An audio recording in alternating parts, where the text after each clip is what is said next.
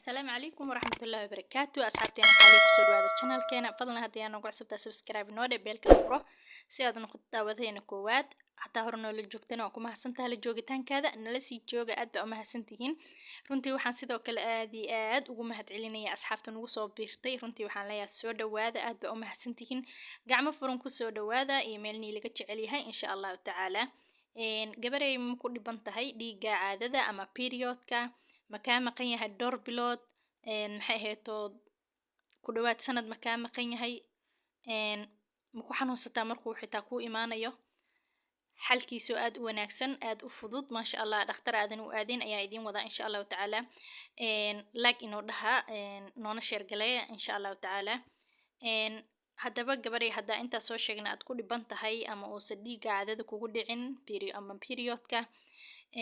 xal degdega ma sha Allah oo haddaad isticmaasho si degdega isaga dareemaysid insha Allah si degdegan oo kaaga imaanayo ayaan idin wadaa marka hore caafimaadka gabadha wuxuu ku jiraa inuu bil walba ay hesho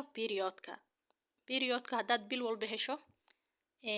يعني taas waxay ka dhigan tahay inaad ma sha Allah reproductive-kaada ama qaybta wax soo saarkaada aad u caafimaad qabto marka waxaa jira gabdho ku dhiban aanan helin dhowr bilin haddaadan helin xanuun ka bixi maysid dabar xanuun jir xanuun marka waxaa daawadiisa ah kamsar caleen waan wada naqaanaa waxaan ku darsanaa raashinka suugooyinka u isticmaalnaa bariiska u isticmaalnaa waa caleenta salka idin kaga muuqata qof kasto Soomaali ku hadla ama Soomaaliya aad buu u yaqaanaa kamsar caleenta waxa soo qaadanaysaa kamsar caleenta waad dhaqaysaa iska dhaq dabka saar biyo ku saar dabka ha ku karsamaano biyaha markay ku soo karsamaan ee biyuhu isbedelaan biyaha midabkooda cagaar noqdaan waad iska dhiganaysaa waxaad ka bixinaysaa caleemaha uma baahnin caleenta ayaad iska bixinaysaa caleenta markaad iska bixiso waxa ku soo haraya biyihii ayaa ku soo haraya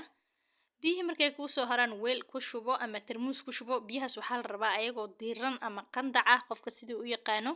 inaad cabto marka biyahaas haddaa tarmuus ku shubo haddaa garafooyin kululeysada ah haysatidna ku shubo waxaad cabaysaa marka habeenka markaad seexanayso iyo subaxdii markaad soo kacdo waxaana ku darsanaysaa wax yar oo malab ah si uu qaraarka kaaga bi'iyo oo caleenta marka gabdho insha Allah taala waana result degdeg ayaad ka helaysaa hadduu maxay ahayd dhiigaadu caadada uu ka maqan yahay kugu dhicinba dhowr bilood iska maqan yahay hadhow markuu ku imaanayo kala xanuun fara badan uu kugu hayo intaba maxay ahayd waad uga maarmaysaa insha Allah sidoo kale kabsar caleenta waxay aad u sifaysaa kelyahana waa meesha ugu shaqada badan ee jirka dhiigiisa oo dhan waxaa safeeyo kelyaha aad bay u safaysaa kabsar caleenta dhankaas kalena aad uga faa'iideysan kartaa dhankan kaleeto isku daweynta ahna waad uga faa'iidi doontaa insha Allah taala waliba si degdeg ah ayuu kuugu imaan doonaa haddaad soo isticmaasho marka gabar walba ku dhiman waxaan leeyahay Allah caafimaad idin kugu bedelo teeda kaleetona gabdho isla socda wax walbo la iskama cuno maxay ahayd annaga inta badan carbohydrate-ka ayaa cunaa burka bariiska baastada waxyaabahaas oo kalena dumarku ma wanaagsana ku dadaal inaad maraq cabtiin xilliga periodku ku joogane maraq samayso haddaad awoodo haddaadan awoodin malab yar soo iibso biyo qandaca ku darso